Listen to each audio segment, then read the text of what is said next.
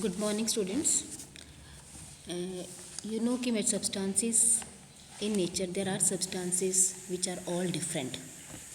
We can categorize the substances into different categories depending upon any of its properties. One of such properties, magnetism, that I am going to discuss today.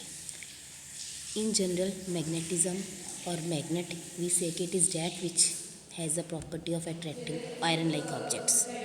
Magnetism is a property which different objects they possess, they show the behavior differently. Depending upon their behavior, when they are placed in magnetic field, we categorize a substance into different categories. If a substance is placed in magnetic field, how it behaves? We have three types of magnetism: dia, para, ferro. There are substances which, when placed in non-uniform field, they have the tendency to move in the direction from stronger to weaker region. Such substances are called diamagnetism. In case there are substances, when placed in non-uniform field, they move from weaker to stronger region. Feebly, we call them paramagnetism. And still there is another category in which the substance, when placed in non-uniform field, substances they try to move from weaker to stronger field with the more